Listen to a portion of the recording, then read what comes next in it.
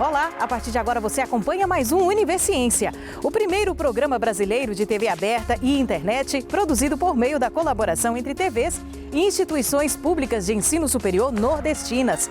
Vamos conhecer hoje quais as pesquisas científicas produzidas por essas instituições?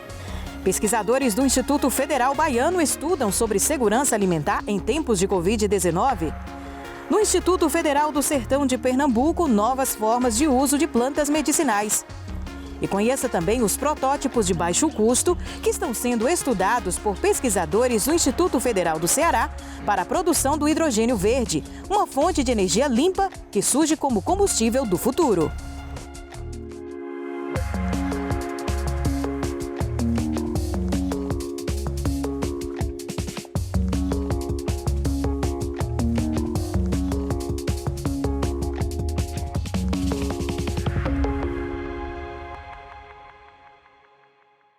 A pandemia ainda traz muitas dúvidas em relação à contaminação. As orientações de cientistas e órgãos de saúde incluíram desde o distanciamento ao reforço da higiene das mãos e o uso de máscaras, por exemplo. Mas e os alimentos? Eles podem apresentar algum risco de contaminação por coronavírus?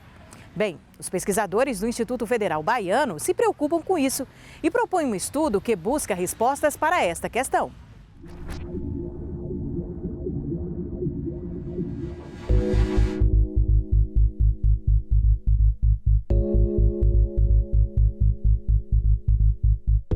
A ideia da pesquisa surgiu desde o início da pandemia, onde a população não sabia se o contágio pelo Covid poderia ser também pelos alimentos, mais especificamente pelas frutas e hortaliças.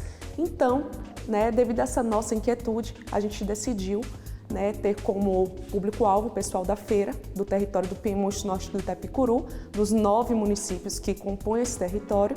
Então, a gente foi à feira e perguntou, por meio de questionário, se as pessoas sabiam como manipular esses alimentos, os cuidados, as boas práticas de elaboração, de fabricação, as boas práticas de venda. Foi uma pesquisa casual. A gente escolheu as pessoas aleatoriamente, quem tinha a vontade de responder, quem tinha vontade de participar da pesquisa.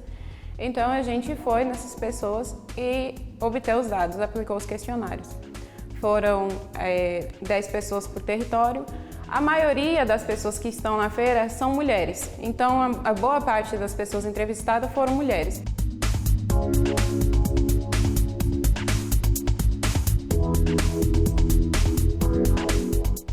Mesmo durante a pandemia, a gente percebe que algumas buscam melhorar as condições de higienização do seu negócio, da sua barraca, da sua compra, o cuidado e também o medo de um contágio ou de um novo contágio. Mas também a gente encontra pessoas que usam a máscara no queixo, pessoas que não usam o álcool em gel corretamente, pessoas que acabam fazendo contaminação, ficam pegando muito, manuseando muito um alimento sem necessidade e também estragam o alimento, causando muito mais desperdício na feira. Porque imagine que 50 pessoas passam e 50 pessoas pegam a maçã. A maçã ela é frágil, ela vai ficar ruim e logo ela vai entrar em estágio de podridão, ela vai ficar podre ali no meio das outras. E isso faz com que gere um desperdício enorme na feira. E também essa questão de contaminação cruzada, porque uma coisa contaminada, ela contamina tudo que tiver ao redor. A minha pior dificuldade foi a máscara, por conta de eu estar falando os preços e os clientes não estar escutando. Tem que estar falando alto, aí o cliente, qual o valor? Ele tem que estar explicando, gritando praticamente. Por conta da zoada também da feira, minha pior dificuldade foi essa. Por quê? Por causa do higiene, Porque está muito perigoso e eu passo todos os dias para trabalhar, eu via o problema, o pessoal se preparando. E eu com aquilo também eu vi e eu sempre tive cuidado na minha casa e no meu trabalho, sempre muito cuidado com higiene. Eu sempre trabalho com limpeza e eu me preocupo muito com essa parte. O objetivo principal do projeto de pesquisa foi elaborar a cartilha, no final, para dar como resultado todo o projeto para as pessoas da feira, principalmente, para toda a população, levar informação por meio dessa pesquisa, se eles tinham como saber se realmente a transmissão do Covid se passaria dessa forma, mexendo no alimento, levando de casa ou trazendo para a feira, como é que as pessoas na feira estavam, se eles estavam realmente utilizando máscara, se eles estavam atuando com álcool gel ou não. Então, o principal objetivo foi a elaboração da cartilha.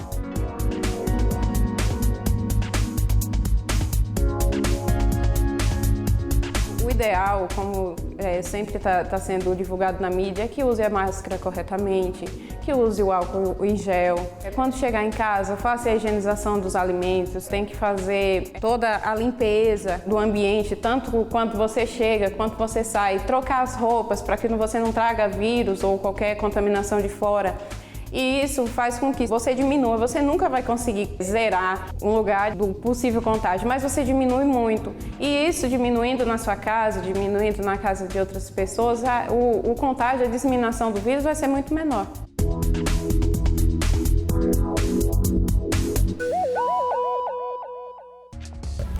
Depois do intervalo, novas formas de uso das plantas medicinais. O Univerciência volta já já.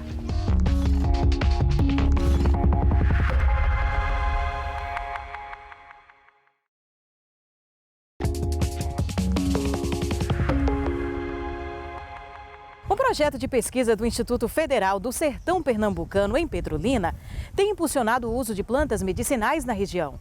As pesquisadoras têm encontrado novas formas de uso para as tradicionais ervas, que agora são utilizadas, inclusive, nos postos de saúde.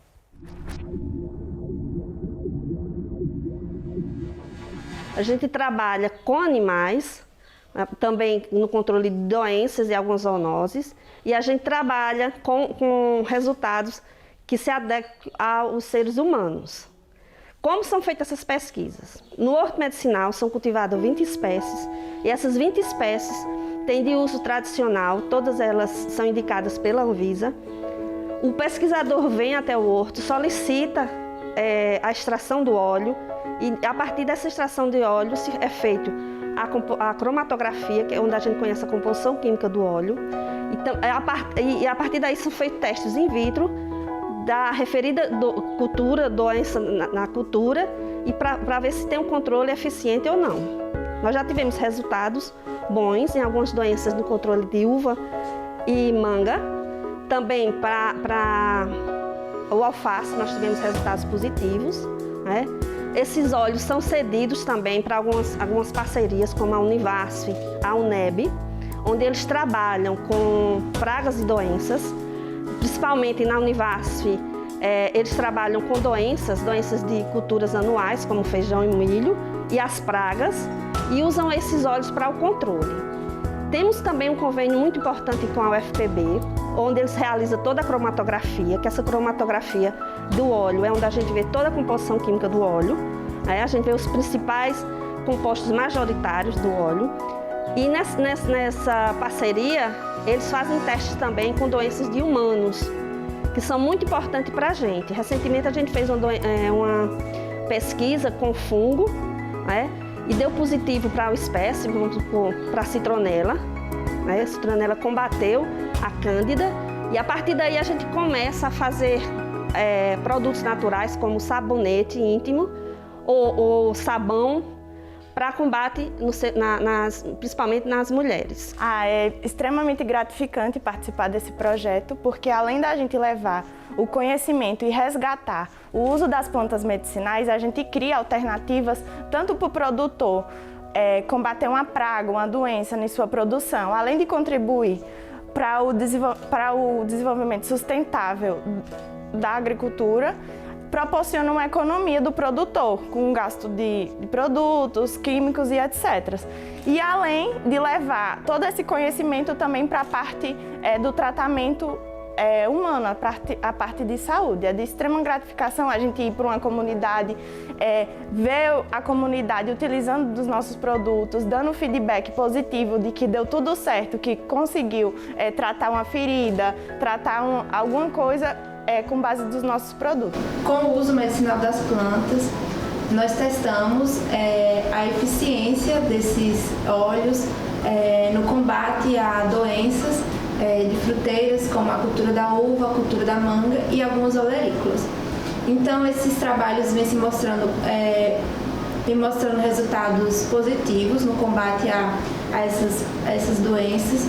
E isso é importante porque vai reduzir o uso de agrotóxicos através do uso de produtos naturais. Eu tenho locais onde a comunidade é bem distante do centro da cidade ou do povoado e que precisa de algum atendimento. Esses médicos geralmente vêm de 15 em 15 dias. E quando eu tenho a informação que eu tenho uma planta medicinal em casa, eu posso fazer o uso dessa planta medicinal até a chegada desse médico. Então eu posso aliviar um sintoma de uma febre, de uma gripe, de uma tosse, até esse médico fazer presente à comunidade.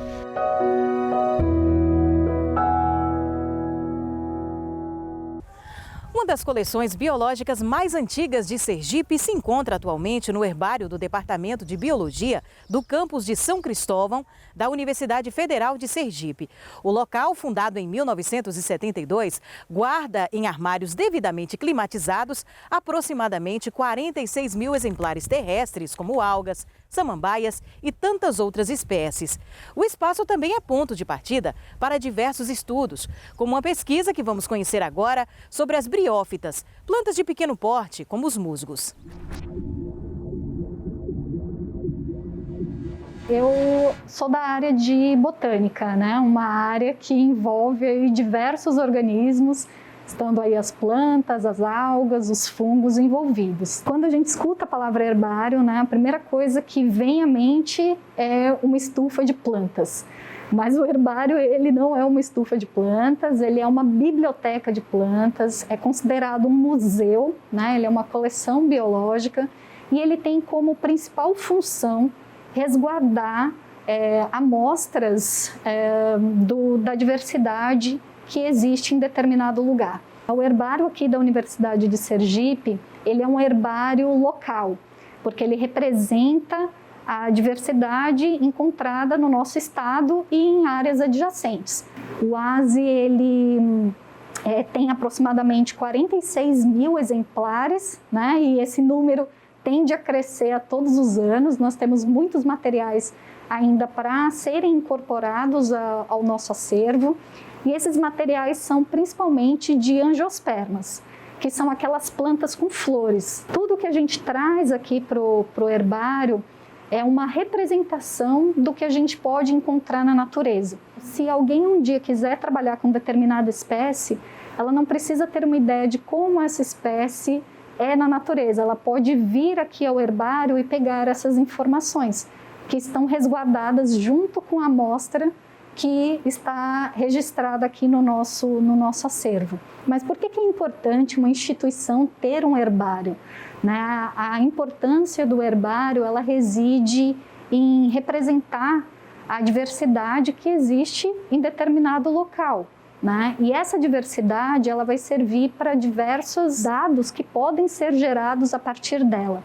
Né? Então, um herbário, ele é base de diversos estudos biológicos, ecológicos, farmacológicos, agronômicos, florestais, medicinais. O meu projeto no mestrado é fazer a brioflora do estado de Sergipe. A brioflora é o levantamento florístico de briófitas. As briófitas são conhecidas popularmente como antóceras hepáticas e musgos, e a principal contribuição das briófitas para a sociedade são justamente os princípios ativos que existem nelas. Elas podem ser utilizadas na fitorremediação, como extrato para produtos antibacterianos, etc. Embora eu faça o mestrado, né, na Universidade Estadual de Feira de Santana, o meu projeto ele se concentra aqui no estado. E o herbário da Universidade Federal de Sergipe, ele é importante justamente por apresentar a maior coleção atualmente de briófitas coletadas aqui no estado. Então, todo o meu trabalho ele é realizado aqui no Herbário ASE, né, que é colaborador do meu projeto. Um dos meus objetivos é justamente incrementar a coleção de briófitas aqui do Herbário ASE. Quando eu iniciei os estudos com briófitas, tinham apenas 3 amostras de briófitas depositadas. Hoje temos 750 amostras, né? Então, quer dizer, em 3 anos, nós multiplicamos centenas de vezes a quantidade de amostras de briófitas depositadas, né? E eu espero continuar contribuindo com a coleção de briófitas daqui. Se nós formos pensar, o estado de Sergipe é o menor estado da federação. E às vezes as pessoas pensam que há pouco a se descobrir, mas nós temos ainda muito a descobrir aqui no nosso estado. No próximo bloco, vamos ver como pesquisadores do Instituto Federal do Ceará estão desenvolvendo protótipos de baixo custo para a produção do combustível do futuro, o hidrogênio verde. Depois do intervalo, a gente volta já já.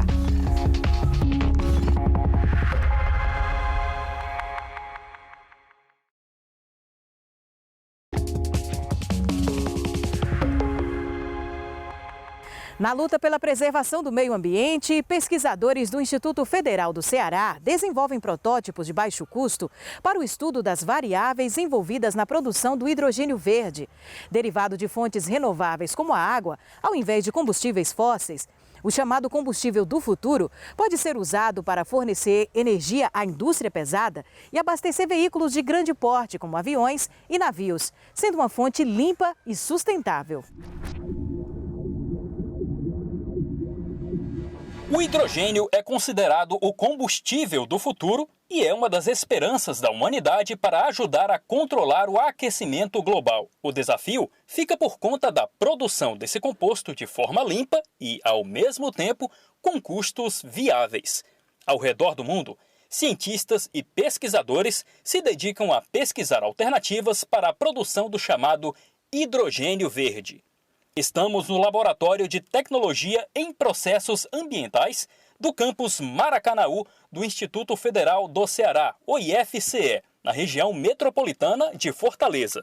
Aqui, o professor Bruno César Barroso e seus alunos trabalham em soluções de baixo custo e métodos alternativos na produção e análise do hidrogênio. A base desse trabalho é um processo chamado fotocatálise heterogênea, que tem como objetivo aproveitar a radiação solar na produção do hidrogênio, como explica o professor Bruno. A fotocatálise heterogênea é um processo químico em que se utiliza um material denominado catalisador, que ele é então ativado por radiação. A ideia é que essa radiação seja possibilitado o aproveitamento da radiação solar, para que o processo de fato se torne verde, totalmente sustentável. Nesse material, denominado catalisador, vão ocorrer reações químicas de tal forma que os produtos serão transformados no sentido de agregar valor a um componente, um resíduo orgânico, mas principalmente para o objetivo da pesquisa é a produção de hidrogênio. Então, é um material sólido que é ativo sobre radiação solar, em que em sua superfície vão ocorrer reações onde o objetivo-chave é a produção de hidrogênio a partir da água. A água, obviamente, dopada com um determinado material orgânico, ocorrendo essas transformações físico-químicas em sua superfície. O processo também tem a vantagem de aproveitar resíduos, agregando valor a eles e aproveitando o baixo custo de aquisição. Os resíduos que são utilizados para agregar a produção de hidrogênio são substratos orgânicos classificados atualmente como um resíduo de biomassa. O principal componente empregado atualmente é o glicerol, que é denominada glicerina, sendo esse produto um resíduo do processo de produção do biodiesel. Biodiesel que está em produção de larga escala e praticamente 10% de tudo que se produz no biodiesel, do processo de produção do biodiesel, é a glicerina. Então, devido a essa alta disponibilidade de glicerina no mercado, ela tem um valor de mercado baixo e, uma vez que ela seja transformada quimicamente, os seus produtos de transformação assumem valor de mercado muito valiosos, muito superiores ao do seu produto de origem. Então, isso também torna o processo de produção de hidrogênio mais sustentável ainda, porque você vai utilizar de 2 fontes renováveis, a radiação solar e o resíduo de biomassa, fechando o ciclo de sustentabilidade. 2 protótipos desenvolvidos por alunos do próprio campus permitem realizar um estudo detalhado das variáveis envolvidas na produção do hidrogênio. o que pode ajudar o setor produtivo com informações estratégicas. Tudo isso usando soluções simples e inventivas. Esse primeiro protótipo, esse primeiro sistema, fotocatalítico, já que é um processo de fotocatálise, é um reator in vitro. Um reator totalmente encamisado, fechado, enclausurado, para que as reações em fase aquosa ocorram, mas que os gases evoluídos dessa reação sejam facilmente coletados e analisados para quantificar, para monitorar o quanto de hidrogênio é produzido nesse sistema. Então esse foi o primeiro sistema reacional que foi empregado, objeto do primeiro estudo de hidrogênio verde, da aluna Janile Quaresma, ao seu trabalho de dissertação. Então será o primeiro trabalho na área de hidrogênio verde do Instituto Federal com a aplicação real de um processo para monitoramento, quantificação e produção do hidrogênio verde. O segundo protótipo foi desenvolvido pelo estudante Matheus Pires, do curso de bacharelado em Engenharia Ambiental e Sanitária. Usando materiais de baixo custo, mas com uma construção engenhosa, ele criou um aparelho capaz de analisar até 8 reações ao mesmo tempo, o que agiliza muito os trabalhos em laboratório. Ele construiu um protótipo em que há a possibilidade da realização e monitoramento de até 8 reações simultâneas. Então, nesse sistema, nós conseguimos monitorar as variáveis do processo, investigar as influências de cada variável de forma muito mais prática e ágil. O tempo para que a gente encontre, então, essa resposta da influência de cada variável é bem encurtado. Então, as variáveis dos processos, que podem ser desde o pH, a concentração das espécies químicas, a própria fonte de irradiação, isso tudo se torna muito mais factível e fácil de ser monitorado. Como pesquisador, eu acho que a melhor coisa no reator é a quantidade de reações que eu posso fazer ao mesmo tempo. Por quê? Porque quando você vai pegar uma reação fotocatalítica, você facilmente leva 6 horas para fazer uma reação. 6 horas, assim, do início do preparo até a análise, principalmente de gases. São bem mais complicadinhos. E fazendo 8 reações simultaneamente, você consegue um estudo muito mais rápido. Por exemplo, eu consegui fazer um planejamento experimental de mais de 20 variáveis em 4 dias. Isso leva aí 1 mês num reator comum. O caminho para a produção do hidrogênio verde em larga escala ainda é longo. Mas, certamente, ele passa pelas instituições públicas de ensino e pesquisa, como é o caso do IFCE, que está inserido na futura implantação de um hub de hidrogênio verde no estado do Ceará. Por hoje é só, acompanhe as nossas reprises e fique ligado nos próximos programas, porque ainda tem muita pesquisa bacana para a gente conhecer. Muito obrigada pela companhia e até lá!